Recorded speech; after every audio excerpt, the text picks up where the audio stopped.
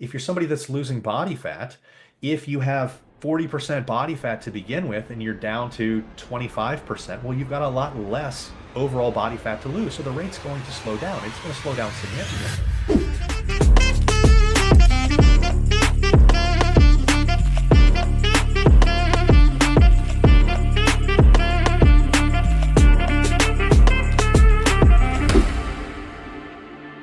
And welcome everybody to another episode of Astrid Podcast, your APD, your dietitian with T, no C. And today I've got Allan Bacon with me. He's got a very interesting background that I want to delve deep into. So without further ado, Allan, welcome to the show. What is your background? Why you do what you do? And tell me this interesting transition from your initial career and then now all the way to do what you do now. Well, first off, thank you for having me on, Astrid. I mean, I love getting to talk with people that are smart and doing things the right way, just like you are.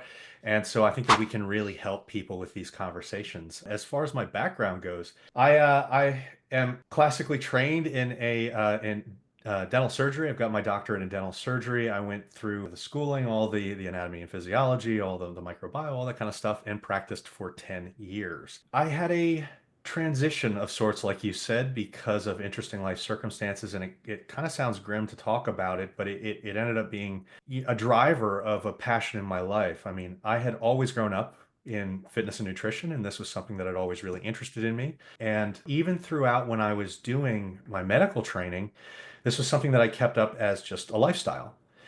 Now, I practiced for quite a while, and unfortunately, what ended up happening was my father ended up getting esophageal cancer. And he had been a dentist for 35 years. He had practiced really hard. He had a great life. And I remember one of the last conversations that I had with him, I turned to him and I said, "Hey, if you could do this over again, what would you do?" And what he had said really stuck with me and essentially changed the trajectory of my entire life, because he had said, he wished that he would have spent more time with friends and family, and he wished that he would have spent more time doing things that he was really passionate about. And that made me step back and think about things quite a bit. I had remembered as I was growing up and, big into fitness and nutrition, I'd always try to get him to take some time and really make that a part of his life, inviting him to go to the gym with me, trying to get him to eat a little bit better. And there was always this feeling of, oh no, I'll just do that later. And unfortunately, I think that that's something that a lot of people go through. And so when he had said that to me about doing something that you're passionate about spending some more time with friends and family, I was, reviewing what was going on in my life. And at the same time, it was literally a couple weeks later at December 24th, Christmas Eve. I was supposed to be having dinner with my in-laws, and instead I was doing emergency surgery for somebody. And so I thought about it and I thought, something about this has to change. And I felt that I could make a big difference in people's lives by switching into fitness and nutrition, and hopefully prevent people from going through what my father had to go through. Because we're genetically predisposed to certain things like cancers, right? But that doesn't mean that we have to display it. And if we start taking care of our health, if we start exercising, if we start focusing on our nutrition decades before these things present themselves, maybe we can avoid them entirely. And it really kind of dawned on me that I might be able to make a difference in people's lives way before these things ever happen. And so not only them, but their families don't have to go through this type of thing. So it really means something to me to get in, to be able to do this type of thing, to talk about these topics like we're going to today, and hopefully make a difference in people's lives. Because I think that if we cut these problems off at their source, if we prevent people from getting into these states of diabetes, of getting into things like sarcopenia, osteoporosis, all of these problems that happen because we're so readily taking our time away from our health, because we're always saying we're going to do it later. There's always, I'm going to start Monday. And unfortunately, Monday becomes 20 years down the road. And by then it feels like you're trying to catch up majorly. So there's no time better than right now to make these changes. And hopefully from the work that I'm doing these days and from this conversation that we have today, we can inspire some people to make those changes so you don't fall into those traps. Why do you think it's so hard to make a change and make a decision of changing now? And why do we always push it away and tomorrow? What do you think is that? Well, I think that there's a bunch of problems that we really run into. And unfortunately, you have to cross a threshold of essentially saying enough is enough and making it happen. There is paralysis by analysis. There's so much information out there that it's very difficult to figure out what to do. And if we don't have a clear, distinct step to take, we often just don't even take a step. It always feels like, hey, I've got time for this later. So unless you actually have a health complication, it almost feels like you never will have it. And I know that when people sit down and they're conscious about the situation, they know that this would be a really beneficial thing. But saying, hey, I could start Monday always feels like it's a viable answer because you're not at that moment in a health problem. But it's so much easier to address it before it even becomes an issue if you start doing it proactively. And so this combination of it's difficult to overcome that initial hurdle of getting started to get the motivation to start rolling. And then on top of that, feeling like you've got more time, I think breeds this procrastination. And so hopefully what we can do is we can shift focus and attention away from you have to know 100% exactly what you're doing to maybe if you just start making small steps, you can start to get that momentum rolling for motivation that people have been waiting for this entire time. And I think that that is one of the biggest things that's a confusing point for people. I think that people think that they have to have this perfect time in their life where they all of a sudden magically have no more responsibilities and it's life's not busy, which is just not how life is. Life is always going to be busy. So the Mm. people that do a really successful job on this type of journey, they realize that it's not an all or nothing type of situation, it's an all or something. So what can I do today? And with the way that motivation works, when you start to think about it in that manner, you actually build motivation more than you ever thought that you could before, because motivation is often the result of action. Those tiny steps build upon each other, and it's almost like a snowball rolling down a hill. It gets bigger and bigger and bigger. But what people always wait for is that magical time in life where they have this massive amount of motivation and then all of a sudden they're ready to get started. When if they would have just gotten started with what they could do today, you would build to that level of motivation much more readily. And instead of waiting around, you would be that much farther ahead of the curve instead of waiting for that magical time of no stress and no obligations, no kids, no job, all that kind of stuff that people always wait for. I agree with you. And additionally, I think part of the issue is that twofold. One is we see that there is a like a big gap between who you are now and who you need to become, Mhm. and like creating that identity that you are not yet, or you don't have it yet.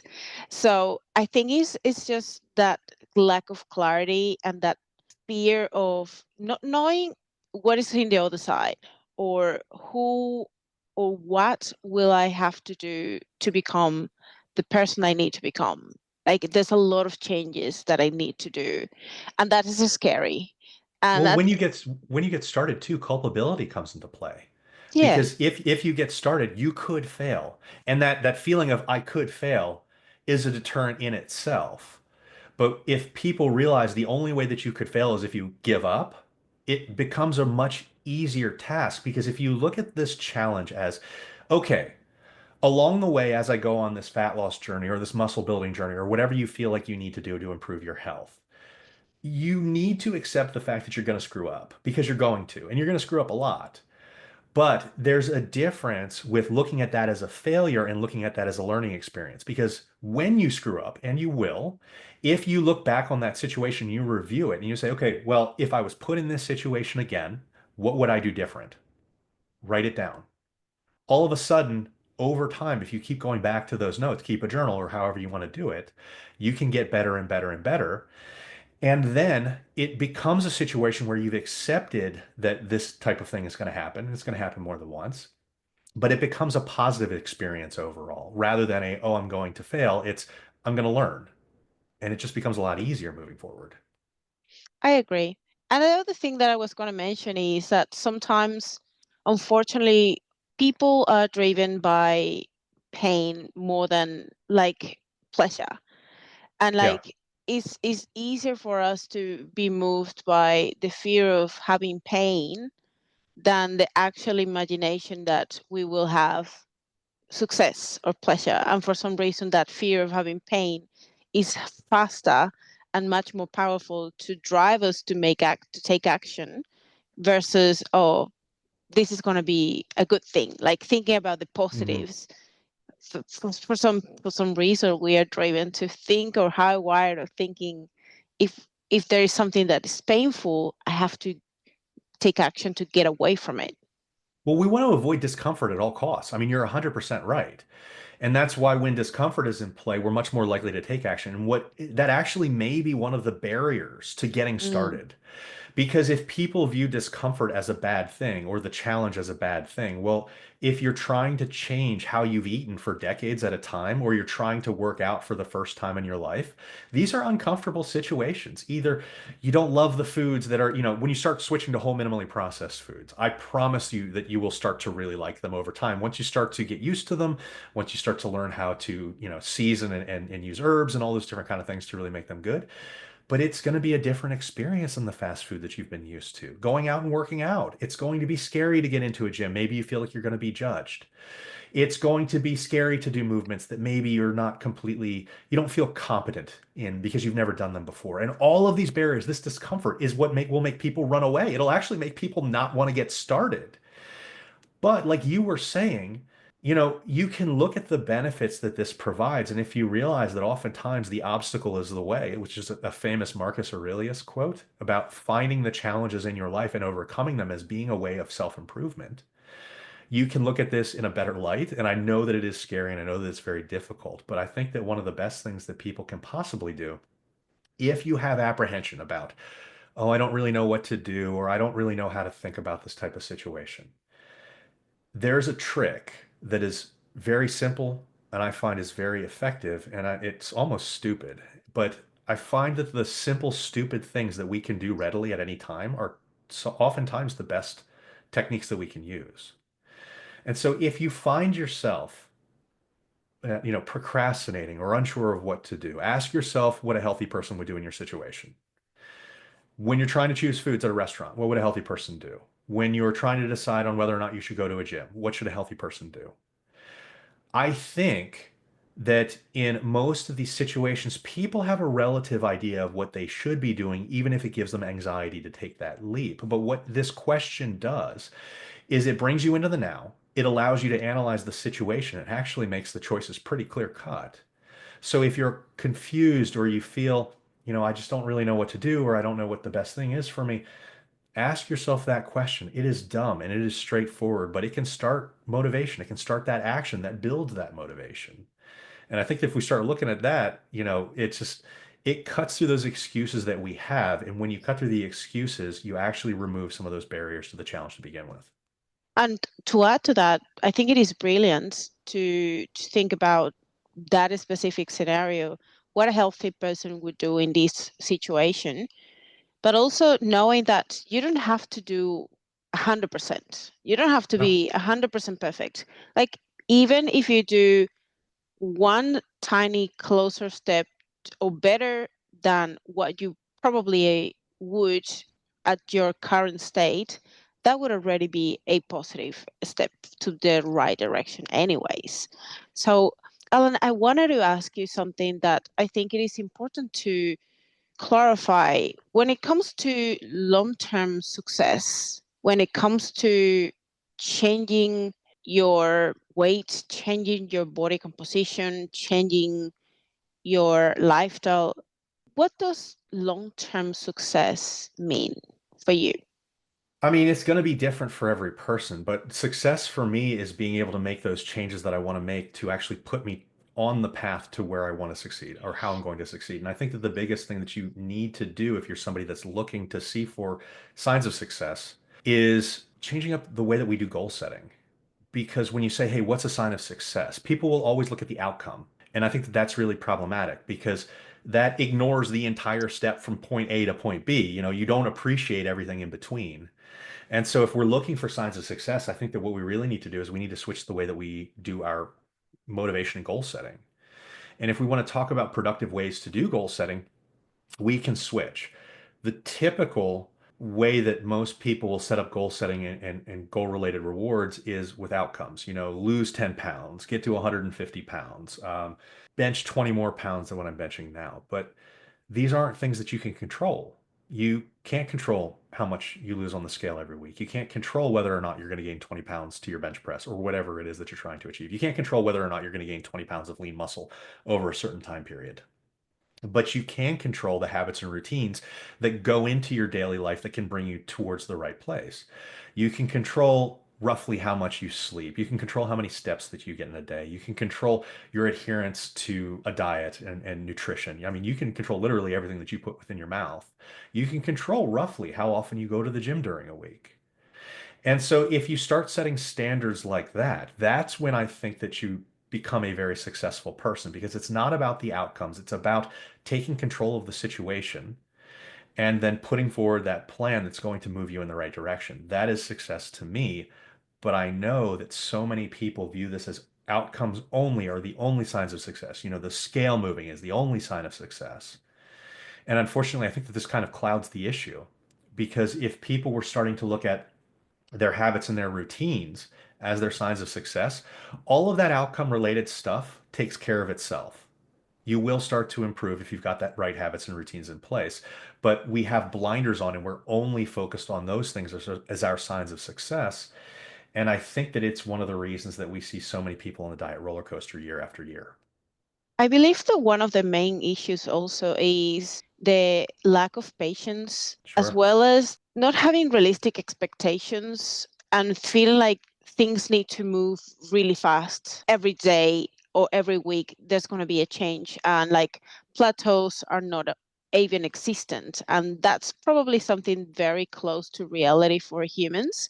Like, you're not going to lose weight every week. You're not Nope. going to make actual visual progress necessarily every week, but that doesn't mean like you're not moving in the right direction, because there are so many pieces moving that they are making small changes, but you can't just see it straight away from one week to another. It's like just feeling a, I don't know, like when think about a container and we're putting little small pieces of rice one by one, it just doesn't look like it's very much when you start putting a few. But once you have filled that up completely, you actually see that, oh, okay, everything that I did, it actually added up. So thinking Mhm. about that, how do you think people can determine whether a plateau or a stall isn't the end? How can we let them know that, or what are some signs or strategies that this is just a slowdown of the progress? It doesn't mean like it's no progress at all. This is again where it's really important to find a coach and really focus on those habits and routines because I think that, like you said, people do have really unrealistic expectations. And if you're constantly pushing for a goal that's unattainable, you're going to have burnout and it's going to be a real problem. And I think that people do one of two things where they get this, it needs to happen, it needs to happen now. You know, there's no patience involved in the process itself. They either compare themselves to somebody online and there's no guarantee that that person's not doing something that you can't do. Either they're on steroids or, you know, maybe the time frames in which they claimed that they made this leap was a complete lie, or maybe there's Photoshop involved or something like that. So this comparison is really problematic. And on top of that, people have to realize that there are different levels of experience along the journey. And what I mean by that is when you first start out, you're going to see accelerated progress. You're going to either see accelerated progress in a fat loss phase because maybe your weight's dropping extra quickly because in the beginning of a diet journey, you're losing muscle glycogen and water that you're not losing. You've got more body fat than you're ever going to have, you know, moving forward. Maybe you are gaining muscle more quickly than you're ever going to do it because you're getting those newbie gains that people talk about so much. And then in your mind, you think that this is what it's like all the time. When in reality, it's probably going to be like that for 2 or 3 months and then never again. It's probably not going to be quite that quick. Now, for the weight loss, yeah, that kind of levels out in a couple months. For the newbie gains for building lean muscle, that could last maybe up to a year or so if you're doing everything right. But the reality is all of this is going to slow down. And that doesn't mean that you're doing anything wrong. That doesn't mean that the plan's not working. It means you have unrealistic expectations because you don't realize what the body's capable of. And there's nothing wrong with that. You have a difference in viewpoint then. You change your viewpoint from, I need to continue losing body fat or weight at the rate that I was losing when I first started, or I need to gain muscle at the rate as when I first started, to, okay, I've leveled up. I have improved myself to the point that things are starting to slow down. If you're somebody that's losing body fat, if you have 40% body fat to begin with and you're down to 25%, well, you've got a lot less overall body fat to lose. So the rate's going to slow down. It's going to slow down significantly. And even on top of that, as you become a smaller person, you're going to be taking in less calories overall during the day. So anytime that you have a variance in your calories, you have that slice or two of pizza, it might not have stalled you out at all when you were 40% body fat, but it might stall you out completely when you're 25% body fat. It doesn't mean that the plan's not working. It means you're a different person, so you're experiencing something different.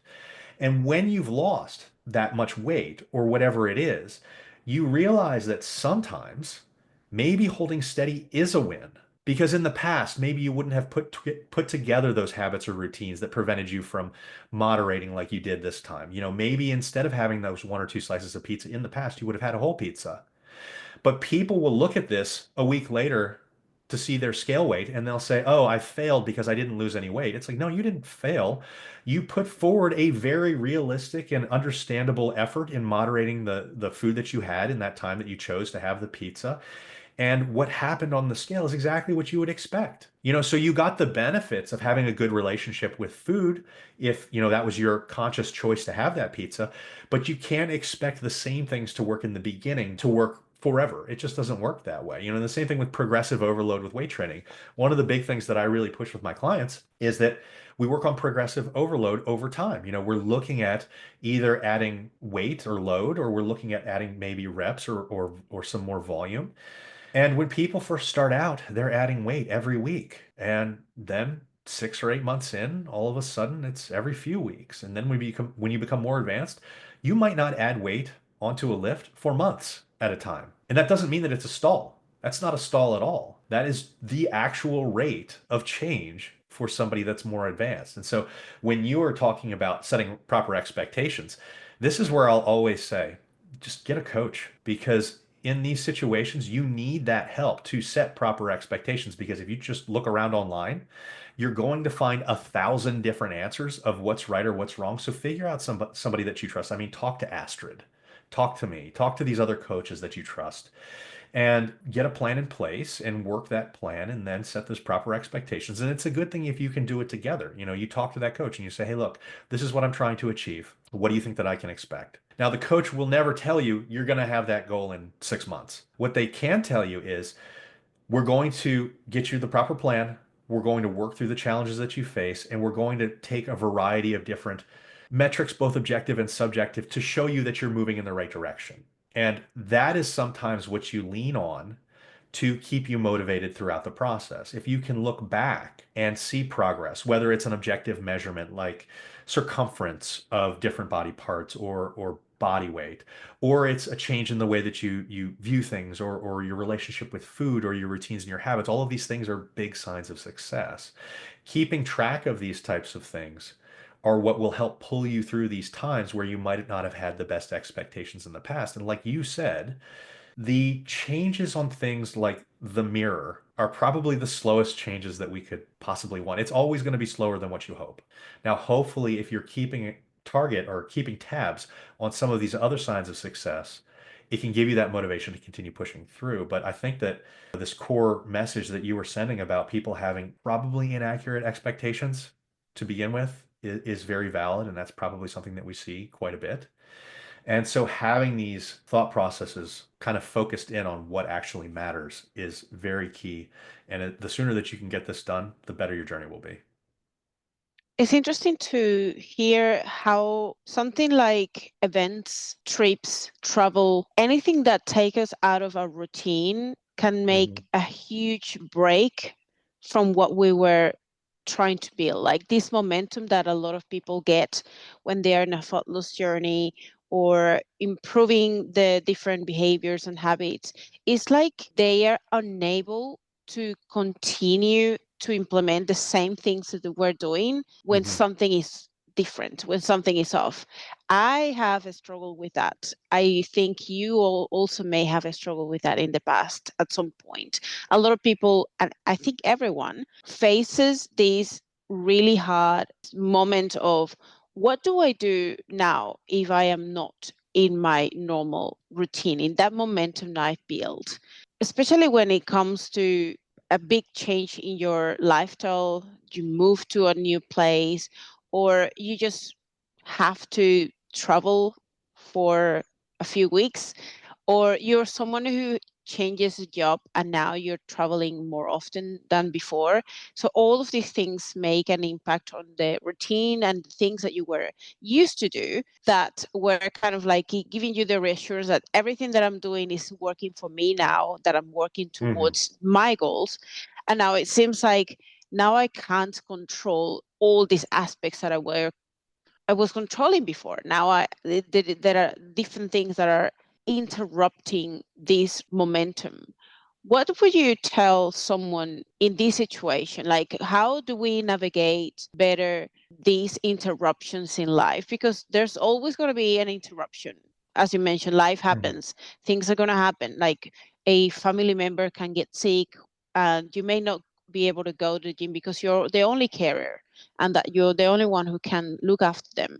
Or it could be that you have to travel, maybe for pleasure, maybe for work. Why do we get these moments where if it's not in this momentum, in my own routine, I don't know what to do? Like it all goes to shit. And I just I mean, it doesn't fuck it. have to go to shit. I think that this really does stress people out, like you're saying, and I think that this can be very challenging. And obviously, Mm, the distinct answers to this are going to be dependent on the situation because it's going to be very different whether this is like a week-long vacation mm-hmm. versus whether this is a move across the country versus whether this is like maybe you're traveling for work 3 weeks out of every month now. I mean, they're very, very different. Yeah. And so the specifics are going to be very different depending on what it is. And so this goes back to the whole, well, what can you control? Because you're going to have to give up control somewhere because it might not be as stable. I mean, if you're moving across the country, maybe you're only giving up control for a few days. I mean, I actually moved from Baltimore to Los Angeles in 2 days. I drove across the country in 2.5 days or something like that. And it was like the longest time that, in a single span that I've ever driven. But, you make preparations. So you say, okay, well, what type of event is happening? How often is this happening? What do I need to adjust for? And then you adjust as best as you possibly can. If it's a vacation, that's a pretty straightforward thing. I mean, you start to focus on the habits and routines that we've been building to begin with, but instead of things like maybe weighing food like you were doing if you were doing something like macros, maybe you just focus on, okay, well, I'm gonna fall back on some of the habits and routines that my coach was talking about whenever I go out and I get meals. I'm going to choose a lean protein first. If I'm really focused on losing body fat, maybe I will add, veggies and those types of things in secondly. And maybe I'll limit the liquid calories that I get during the day. Maybe I'll have a couple alcoholic drinks at night. But planning these types of things ahead of time is usually the best way to be able to handle this because if you plan ahead, if you look at, okay, how often have I been doing these things? Am I traveling all the time? If I'm traveling all the time, maybe I'm moderating my meals a little bit more versus if this is my only vacation a year, maybe I indulge a little bit more. But being conscious of these things allows you to make those choices, and that does two things. One, it allows you to make the conscious choice to moderate and what level of moderation that you want to do over this period. Two, it not only gives you a guideline of how to do it, it cuts out the guilt of doing it. Because if you make these decisions ahead of time, then you can say, okay, well, if I say, okay, I'm going on this vacation, but I got another one coming up in a couple weeks, so I want to moderate this one a little bit more. And maybe I won't only want to have an alcoholic drink a couple of the nights that I'm gone. Maybe I'm gone for 5 days. Maybe I only drink 2 or 3 nights.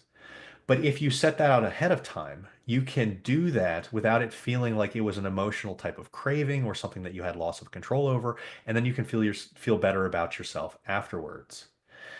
On top of that, on top of planning ahead and how I would, what I'm going to do in these situations, depending on how important of an event it is to me and how long it's happening and how frequently these things have been happening, I would always set up a plan on when and how to get 100% back on track when possible. So in a situation like vacation, you can say, okay, well, I'm leaving on Friday and I'm coming back the following Saturday. Okay, well, Sunday morning, I'm going to be right back on track. Put it into your calendar like you would any type of job or anything like that. Have an alarm go off. All of a sudden, you're back to meal prepping food. If you make the concerted effort to plan ahead in these types of things, and I know people hate these time management planning type situations, but if you make the concerted effort to do this type of thing, you're going to be much more effective in actually staying on track. And if you can take advantage of things like the Google Calendar to set off an alarm whenever you've made these plans, you're 100 times more likely to actually put it through. So planning ahead based on the type of situation and then planning on when to get back on track 100% are both extremely important things. But during these transitions, whether it's a vacation or whether it's moving or whether it's traveling for work, set up some of those habits that you can do from anywhere that are not neurotic. And by neurotic, I mean if there's a situation that doesn't call for weighing, such as being on vacation and enjoying yourself, please don't bring your scale to like the beach or Las Vegas unless you have a bodybuilding competition coming up, in which case it can make sense to be that neurotic. But, in most situations, you say, okay, I've been on this journey for a while. I'm just going to go back to my habits about having, lean protein, keeping my protein high, keeping my veggie and fruit intake up, maybe staying active in some way that's beneficial for me. If you're traveling, maybe you can't get out to a gym, but maybe you can do a body weight workout routine in your hotel room. Maybe you can get out and you can walk. Vacations are great. You can get out to the beach, go swimming, you can go hiking.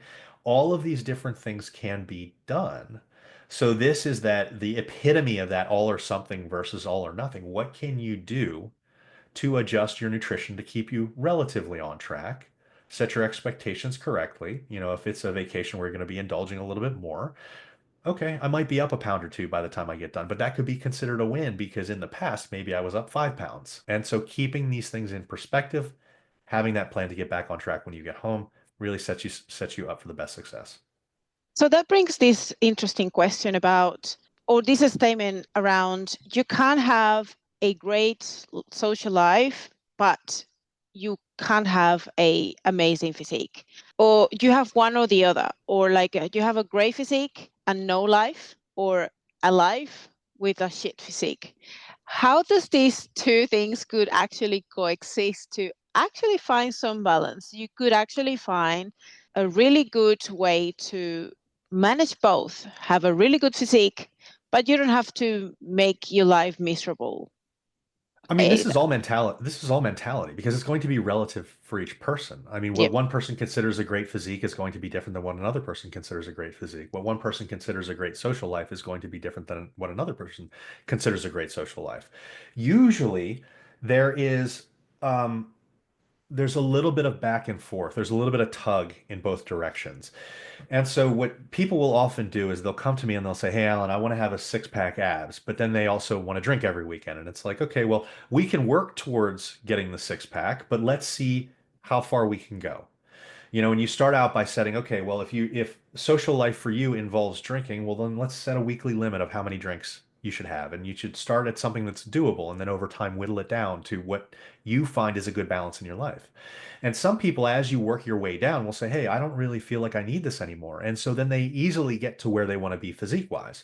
Other people will say, "I've hit this essentially floor and I don't want to go any lower. I want to have my 1 to 3 drinks per week or whatever it is. And I'm not really willing to budge on that." But they don't have the super distinct abs like they wanted. And it's like, but that's an okay choice too, because you still have general health overall and you've worked to get down there, but you figured out yourself that maybe having both at the exact same time isn't the right choice for you. And maybe having a little bit of one and a little bit of other is the right choice for you. But it often takes people having to work their way down to figure out where they're happy. And you can have both.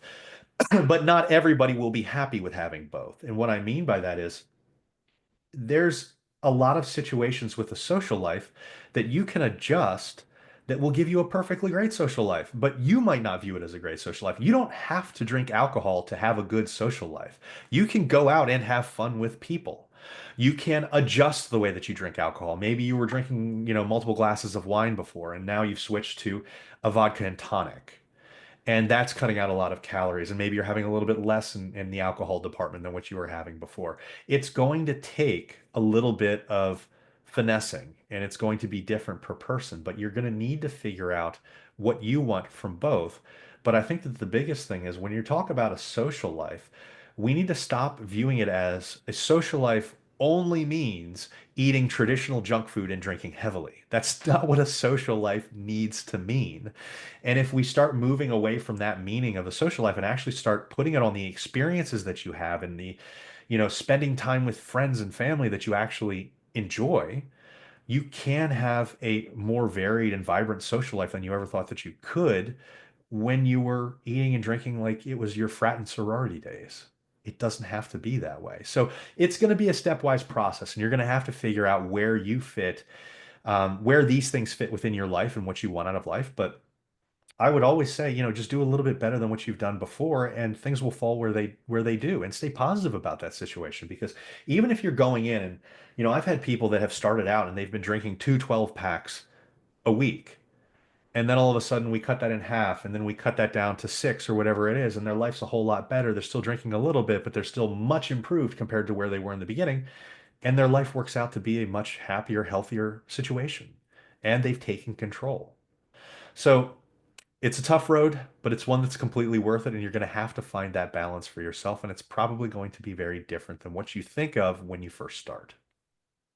Thinking about training now, how do we approach training when life gets unpredictable, when life gets hard, when things don't align with what we really want to do, but we sort of need a way to stay active and a way to like, oh, well, my goals have, I want to get lean, I want to build muscle, but I am like super busy with work. I don't have Mhm. time that maybe I wish I had.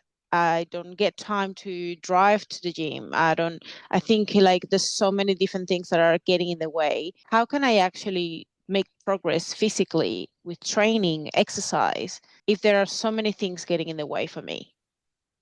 Well, I think that people usually start to think this way. A lot of times this ends up happening because a person was, like in college or something like that, and they were working out 4 or 5 days a week, and they certainly had enough time to be able to do that. And then all of a sudden they're in their 30s and their 40s, and they've got kids and they've got all these other responsibilities, and they say, okay, well, I can't do it quite in the same way, and they get very, very frustrated. First, realizing that you're going to have to make adjustments based on what you can do in your life is very important. Maybe you were working out 5 days per week previously. Maybe now you're going to have to work out three, but you can still progress well on three. You're not losing out. You're doing what you can do in the moment. And that makes a huge difference shifting that.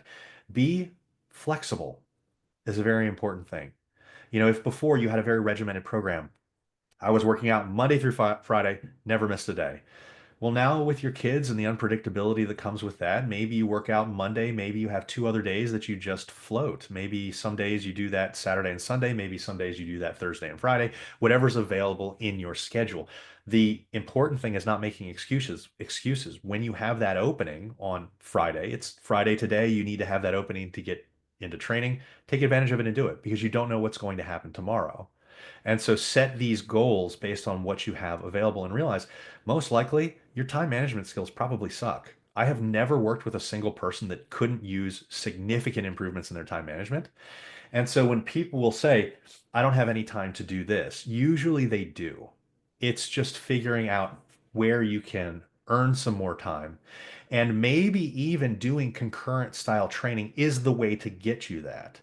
And what I mean by that is a lot of times people will say, well, I don't have enough time to be physically active or whatever it is because, I've got to go to work and I got to take care of my kids. And then at night, I have to have some time to wind down. If I don't have my time to wind down, I will not function. And you find that quite a bit. People will get on Netflix and they'll watch that for an hour or two every night.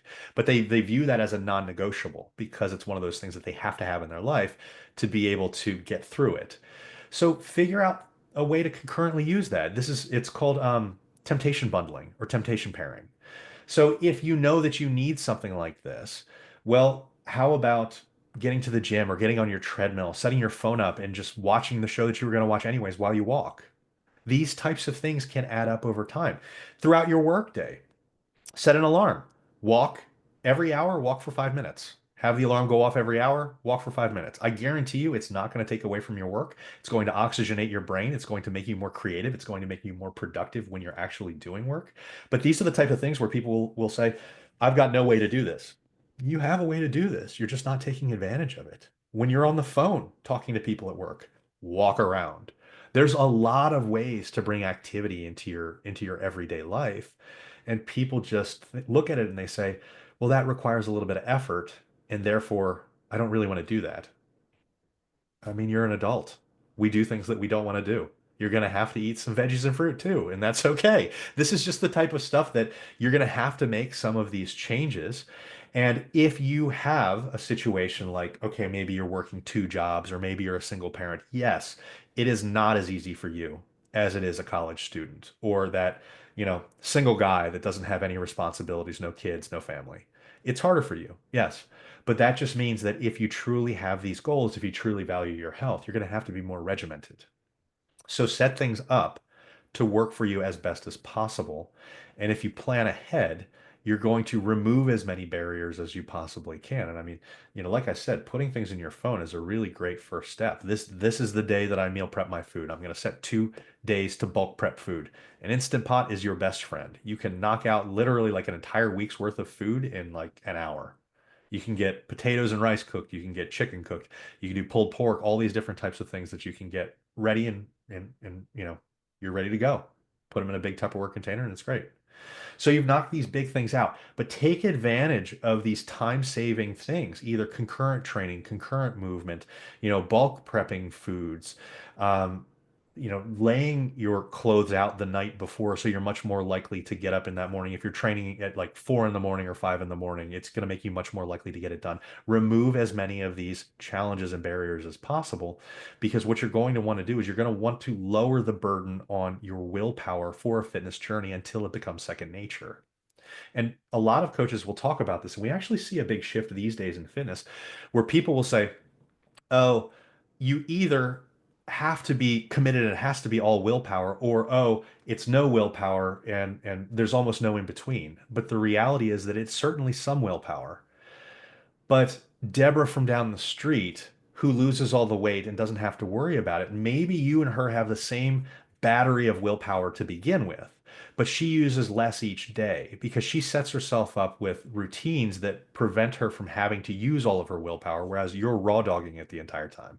Maybe she does bulk prep food. Maybe she uses frozen bagged veggies and just microwaves them really quickly whenever she wants some veggies. She pours them out into a bowl and then microwaves them really quickly when she wants some veggies, whereas you're prepping them all from scratch. Make your life easier by looking at your habits and your routines on the daily and then adjusting accordingly to remove some of these barriers.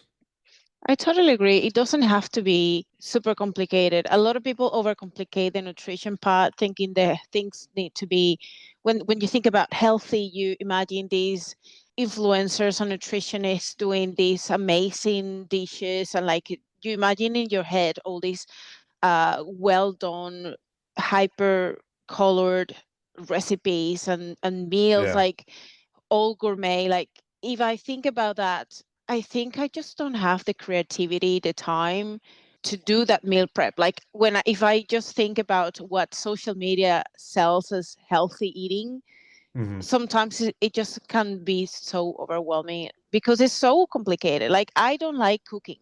I don't have time for following a recipe with more than 4 ingredients. Like it's just putting all these different steps. Like you have to preheat the oven and put this together and then do this and then, like I am already overwhelmed. Like I just don't have the time for that. And a lot of people, I think they can feel the same or even worse if they had so much more on the plate, that eating healthy is like, that's just too much. That's just very Yeah. hard. Where it can be so simple as just knowing what are the basics of putting a healthy plate in front of you that has lean protein, a source of healthy starchy carbohydrate with some fiber, and veggies. And at the end of the day, the rest are things that you can add or take.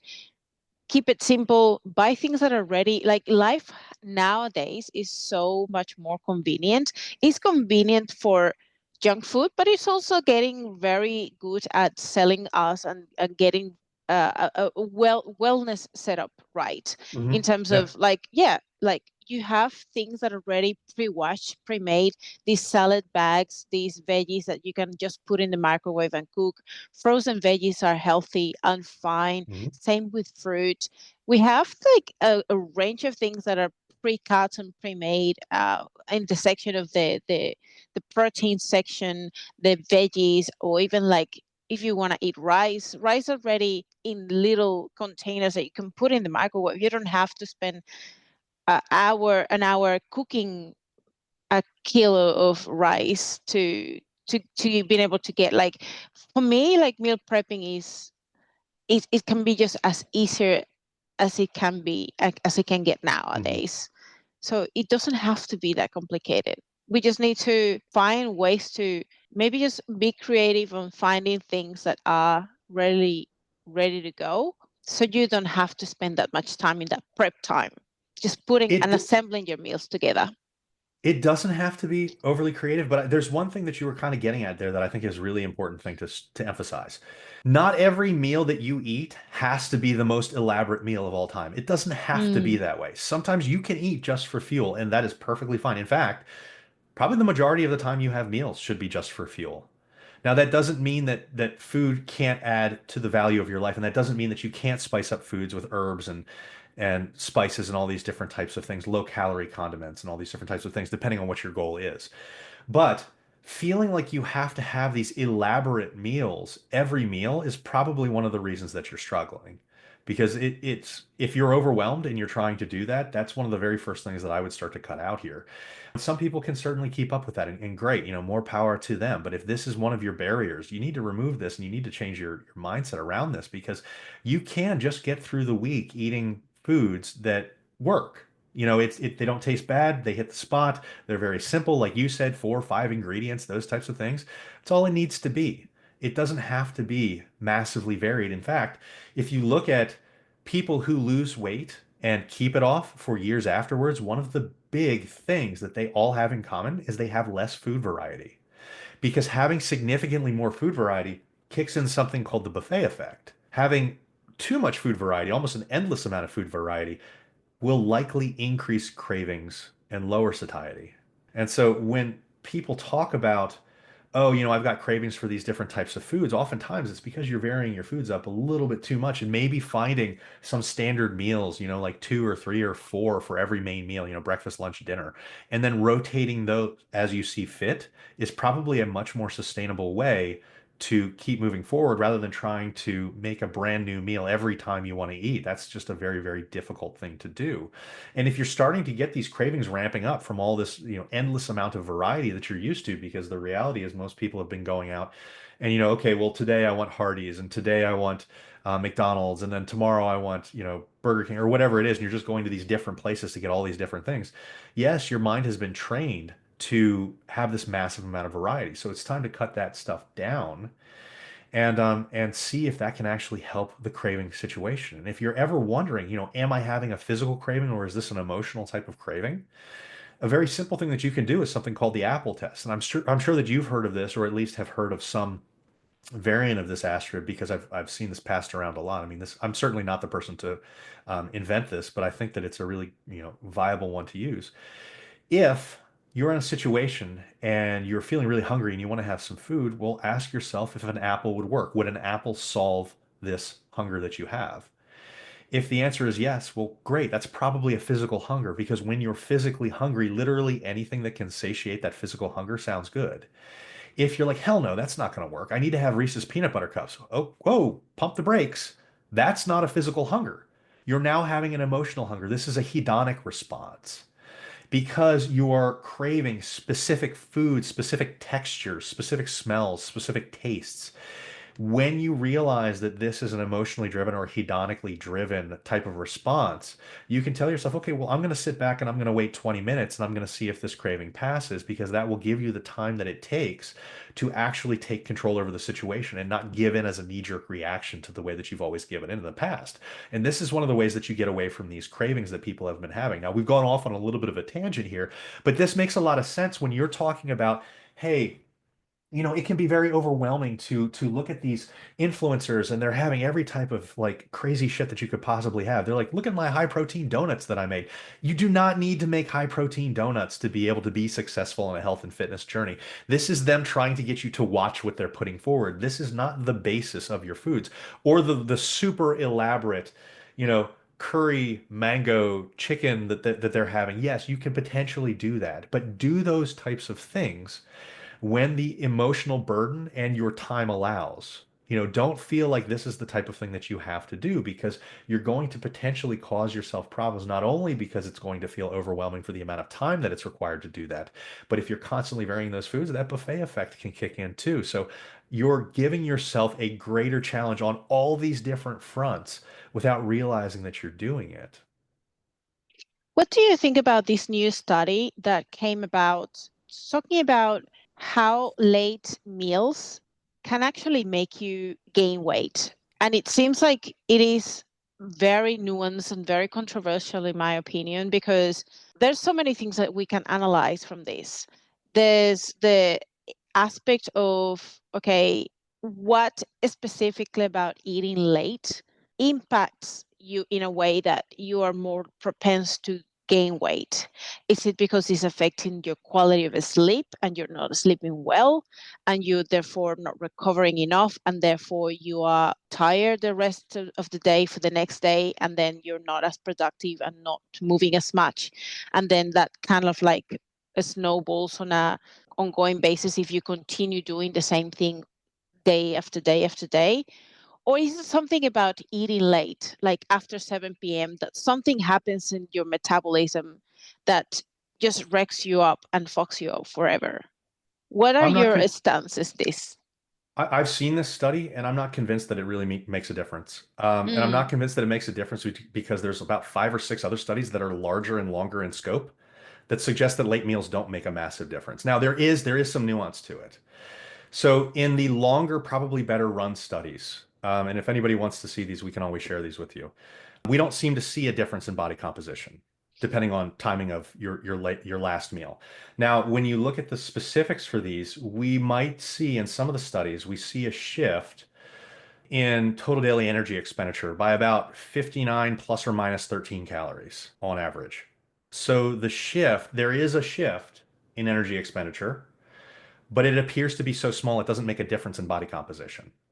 Now, the one thing what you were getting at right there is actually very valid before I started talking because you had said, does the timing cause an issue with like, is there going to be differences in things like satiety? It actually does appear that if you eat more of your calories earlier in the day, that is probably good from a satiety standpoint.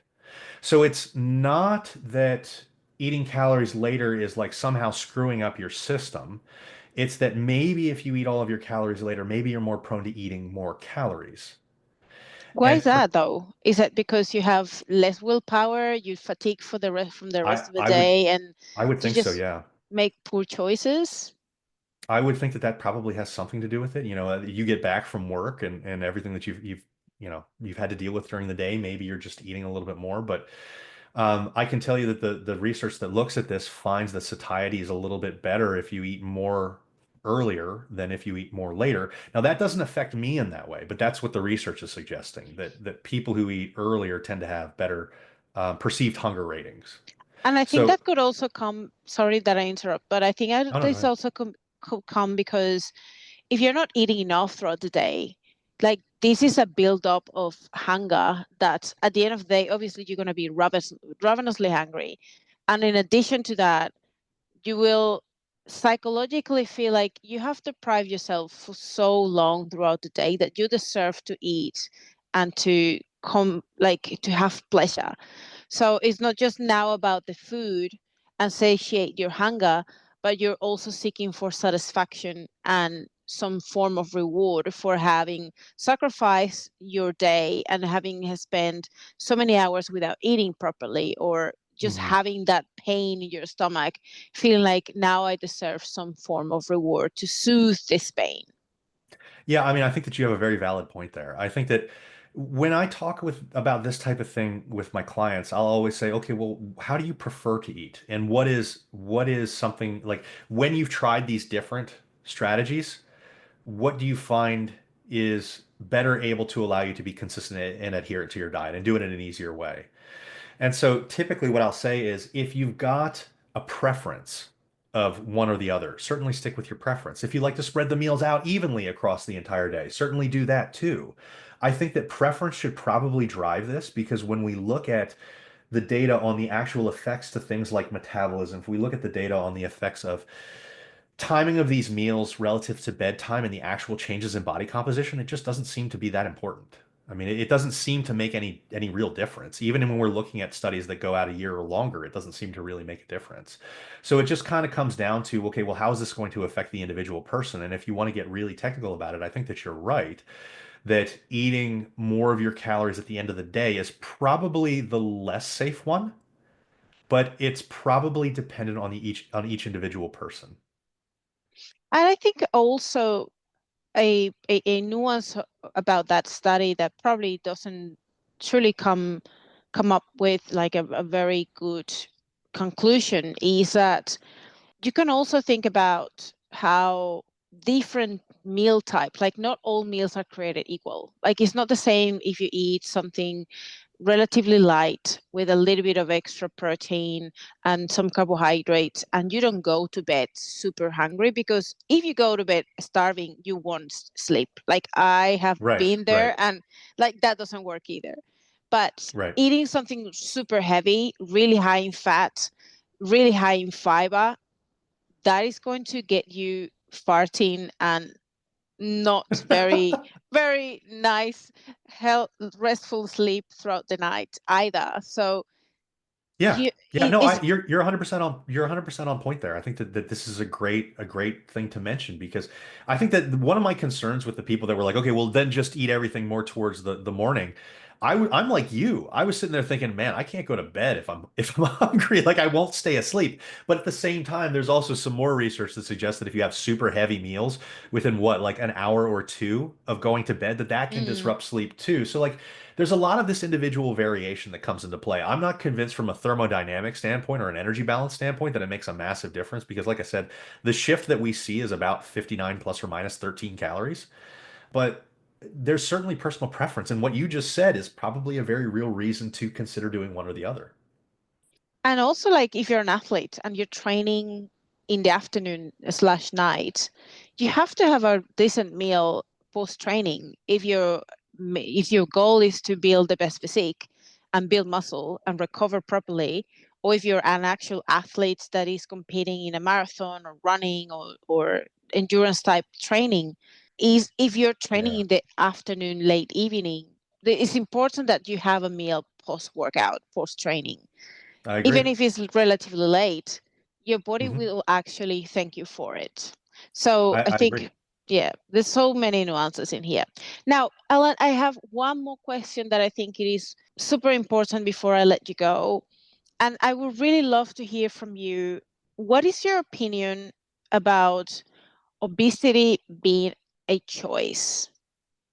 It's a So, very, very nuanced question. I know it's hard, yeah, but we could have a whole podcast on just this. only Uh, that I know. So, But okay, here's the reality of the situation. When we actually look at the research, the vast majority of obesity is not genetic. It is almost entirely based on your habits and your routines. Almost entirely.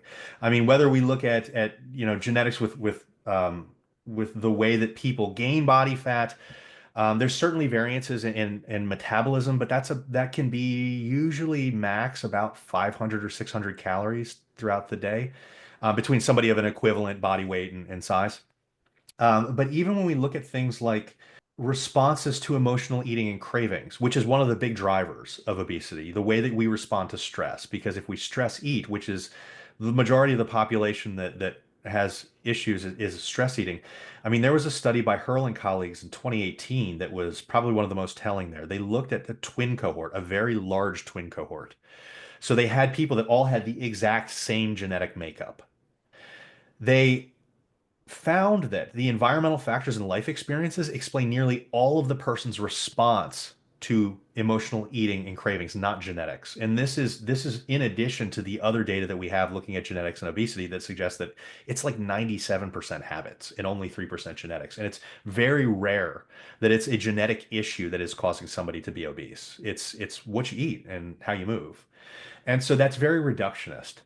That's not saying that it's a person's personal choice, because even though it's your habits and routines that guide this, you're not responsible for the emotions and experiences that you had growing up. You're not responsible if, your parents, like, every time you were upset, they gave you a donut or gave you cake to make you feel better, or ice cream or whatever it is. That's teaching you to reach for this type of stuff. We teach ourselves to reach for this type of stuff. I mean, the whole movie trope of when a person's sad, they eat a bucket of ice cream.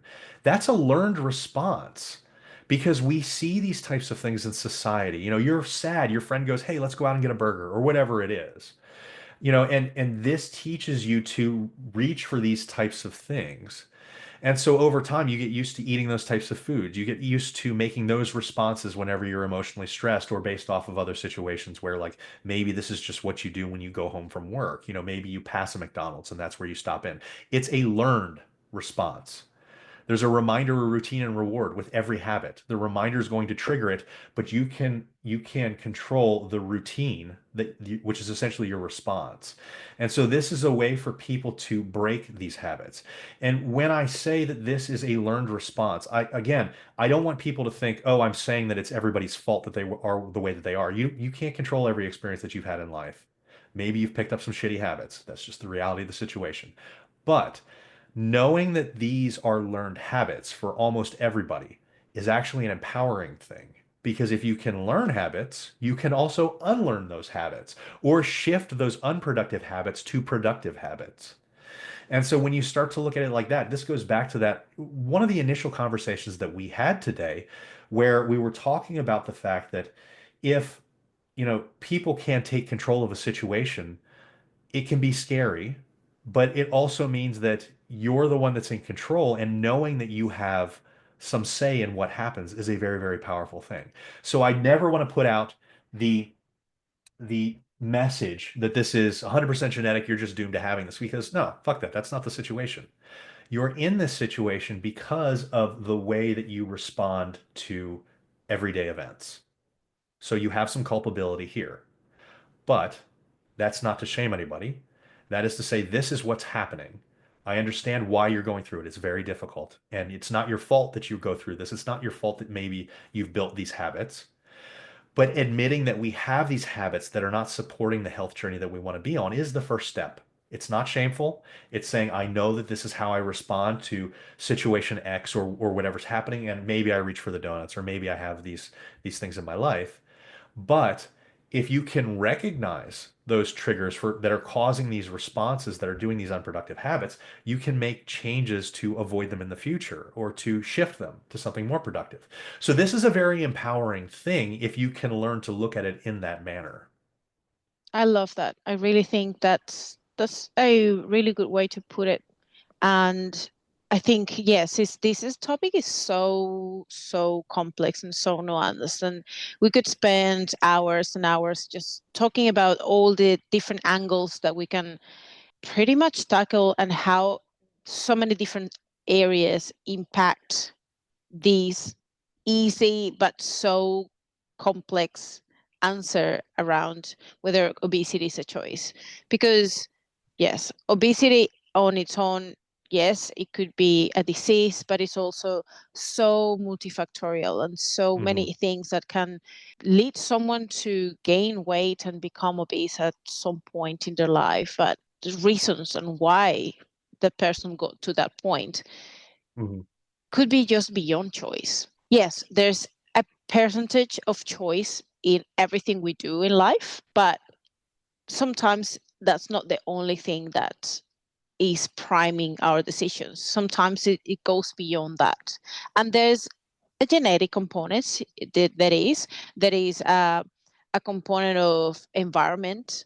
There are things that we may not be able to control that is also impacting the situation, hormonal issues, and so on and so forth. Like that's just so complex. But I love that we were able just to at least touch a bit about it. Alan, thank you so much for having the time to and just talk to us about all that usually difficult parts of tackling weight loss, nutrition, mindset. Where can people find you? And if you were to talk about your final message, one thing that you would like people to take away from this conversation today, what would that be? I mean, this conversation is a really good one for setting up mindset and essentially expectations. And I think that this is your first step that you're going to need to really be successful long term. I think that this conversation that we had today is one of the ones that people don't like having. And they don't like having Mm, because setting expectations, proper goals, all those different types of things, it almost sounds boring, but it's literally the most effective thing that you can possibly do. So if you have the ability to listen to this, certainly reach out to either Astrid or I if you've got any specific questions. We're more than happy to help. This is how you lay the groundwork. Without doing this stuff, this is like trying to build a house and not putting a foundation down. This is your foundation. So pay close attention to this type of stuff because this is the difference between succeeding and struggling long term.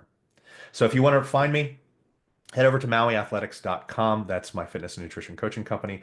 Or you can reach out to me on Instagram at Dr. Allan Bacon. Just make sure you spell my first name right, Allan, and you'll be able to find me. I'm really happy to help if anybody has any questions. amazing. Alan, thank you so much for being here today. I'm very grateful for you. Have a great week as well. I don't even know where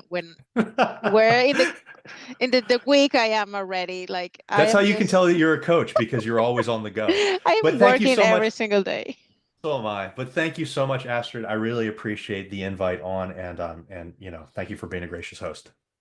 You're amazing. I'll send this over. It's going to be live potentially in the next week or so. Okay, So I'll share it with you, share with everyone, and have a great week. cool. I'm very excited about it. I will get it out to my newsletter and all my fitness groups. Thank you so much. All Mwah. right. Bye. Take care, Astrid.